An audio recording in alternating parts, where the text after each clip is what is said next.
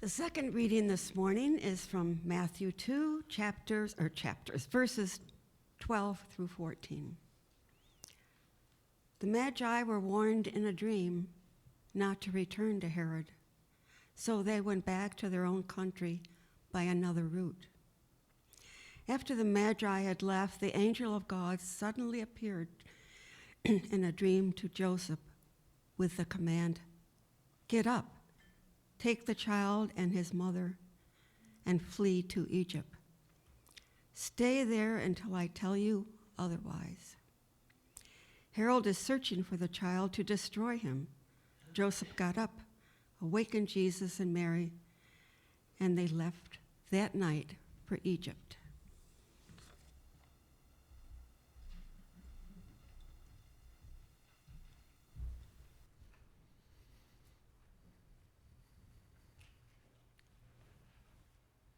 There is a moment in every journey when you realize that you cannot go back.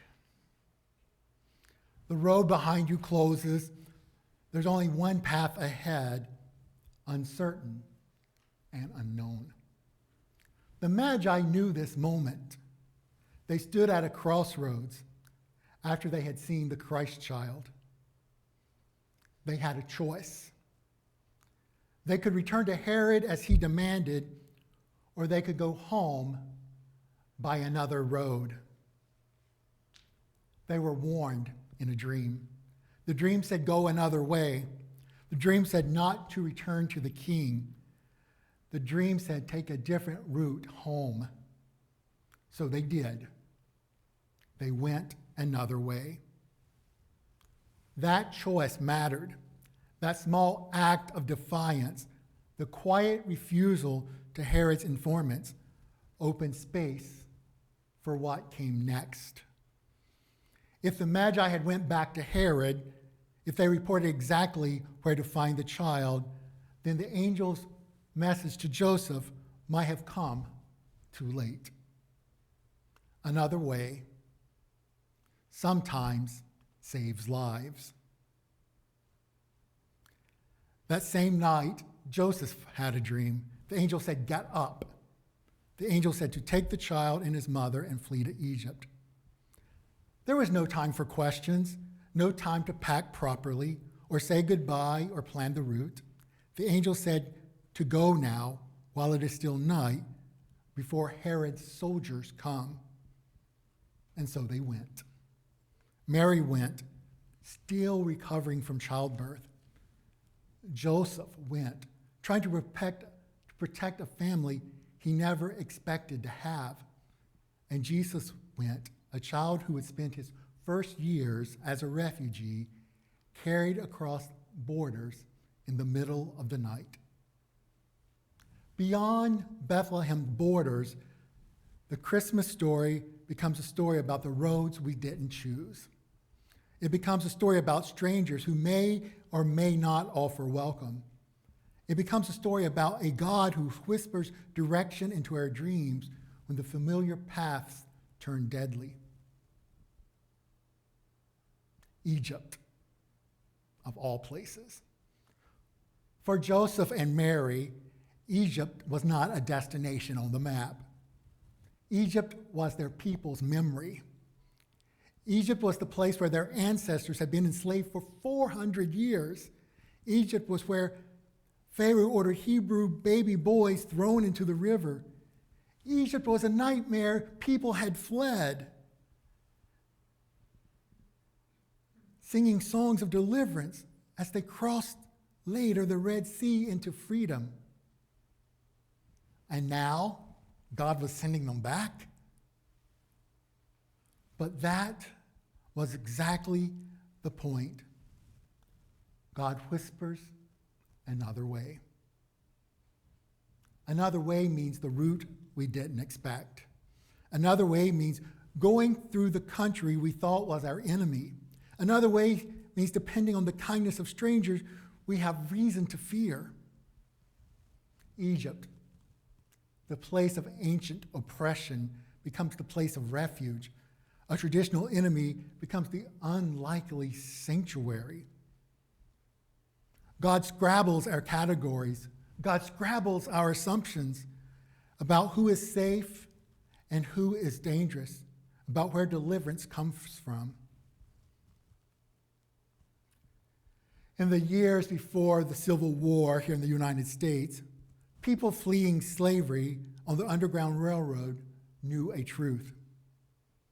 Safety did not always come from the expected places.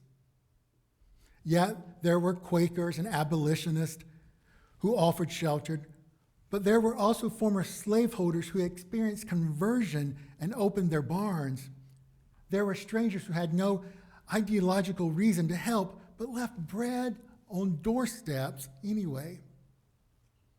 A hiding place here, a boat across the river over there, another way north was whispered in the night. You could not always predict who would help. Sometimes salvation came from the last place you would expect. Mary and Joseph learned this on the road to Egypt. When you're fleeing for your life, you cannot be choosy about who offers you water or shelter or place to rest. You learn to see the image of God in unexpected faces. You learn that borders are just not lines on the map. Borders are the difference between life and death. You learn that sometimes it's the stranger who saves your life. When you must flee, you cannot take much. You grab what you can carry. Maybe, just maybe, the gifts the Magi brought funded the journey. Gold, frankincense, myrrh, turned into coins for bread and lodging. Maybe that's what's happened. Or maybe they just walked, trusting God who whispered, "Flee," would be the same God who would whisper where to go to next. One foot goes in front of the other. 1 mile passes, then another. You do not know how long the journey will last. You do not know when it will be safe to return. You just keep going. Laura Ingalls Wilder wrote about her family's hard scrabble life on the prairie in the brutal winter of 1880. When the wood ran out and the blizzards kept coming, her father spent day after day twisting hay into tight bundles to burn for warmth. It wasn't elegant. It wasn't efficient, but it kept them alive. Small acts get repeated. You do what is in front of you. You trust that the next bundle of hay will be enough to get you through the next cold night. That is what fleeing looks like. You do not see the whole journey. You do not know how it ends. You just do the next thing. Take the next step. Cross the border. Trust that God's whispered direction is enough for today. This story reminds us of something stark. God does not eliminate the threat. For after all, Herod is still king. His paranoia is still deadly as ever. His soldiers are searching. God does not remove Herod from power. God doesn't make the world suddenly safe, but God whispers another way. To the Magi, God says, go home by another route. To Joseph, God says, go to Egypt by another path. God offers alternatives, not immunity. God offers directions, but not guarantees. God's guidance is real, even when it's partial. Dreams matter, even when they do not come to everyone. The whisper that says, go this way instead, can be the difference between life and death. And beloved, when we hear those whispers, our calling is to listen. When we sense God nudging us toward another route, another way of being, another response to empire's demands, our calling is to trust. Our calling is to go. We are called to go, even when we cannot see where the road leads. Last week, 14 million people in Sudan fled their homes. 9.5 million are displaced inside Sudan. More than 4 million have crossed into neighboring countries. Over a quarter of an entire nation have been uprooted by war. Last week, families in Gaza sheltered in tents from the freezing rain and December storms. Buildings collapsed from the flooding. Thousands of shelters were destroyed. Pope Leo pleaded for the world to see them. In his first Christmas message as Pope, he named those who have nothing left and have lost everything, like the inhabitants in Gaza. He also spoke of those fleeing their homeland to seek a future elsewhere, like the many refugees and migrants who crossed the Mediterranean or traverse the American continents. He urged people to shed their indifference. But last week, our government stripped legal protection from 1.5 million immigrants. Our government reduced refugee admissions to 7,500 for the coming year. Modern Josephs and Marys are looking for Egypt. They're looking for borders they can cross. They're looking for strangers who will offer them bread and shelter. And they are finding so many doors closed. What if Egypt had closed their borders? What if strangers had not welcomed the Holy Family? What if there had not been another way? Jesus was saved because he crossed a border. Jesus was saved because Egypt, of all places, said yes. Jesus was saved because strangers offered sanctuary. The baby in the manger grew up. The refuge child, Jesus, became a teacher who said, I was a stranger and you welcomed me. He did not say, I was a stranger and you vetted me first. He did not say, I was a stranger and you made sure that I was not a threat. He said this, you welcomed me. Then he said something that should make us tremble. Truly, I tell you, just as you did it to the one of the least of these, you did it to me. How we treat the stranger is how we treat Christ. So when refugees seeking asylum at our borders, we are just not making policy decisions, we are answering a deeply theological question. Will we be the Egypt that welcomes or the Herod that threatens? We see families separated. We watch children in detention centers. We hear about people denied refuge.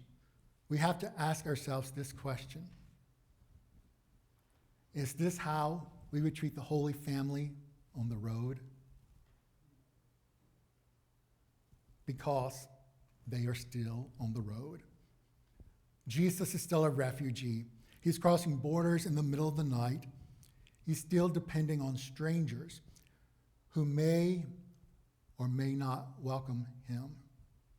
We get to choose. Will we whisper another way towards safety, or will we close the door? We cannot solve the global refugee crisis. We cannot single-handedly change the American immigration policy. We can't stop every Herod, but we can do the next thing, like twisting hay through a long winter. We can do small acts that keep people alive. We can support organizations that settle refugees even as their funding gets slashed. We can learn the names and the stories of immigrants in our own country. We can ask who is living in fear for unjust reasons. We can ask how we might become another way they desperately need. We can, like the Magi, refuse to be Herod's informants. We can refuse to participate in systems that terrorize the vulnerable. We can keep our eyes open for where God is whispering. We can listen for God saying, this way, help this person, open this door, be this sanctuary. The Magi went home by another road. Joseph took his family by another path. God is still whispering. God is saying, this way, come. The refuge child grew up. He built his entire ministry on the margins, among the displaced, with those who had nowhere to lay their heads. Perhaps as a child, as a refugee, he learned in Egypt what it means to depend on a stranger's mercy. He learned what it means to be an outsider. He learned what it means to need welcome. And then he made welcome the heart of everything. The Christmas story did not end at Bethlehem's manger. It moved beyond those borders into dangerous territory toward an uncertain future. It asked us to move too. It asked us to listen to God's whispered guidance. It asked us to go another way when empire demands our complicity. It asks us to become the Egypt that welcomes when others would prefer to close the door. Beloved, another way is still possible. Another way is still being whispered. Another way beckons. Let us go.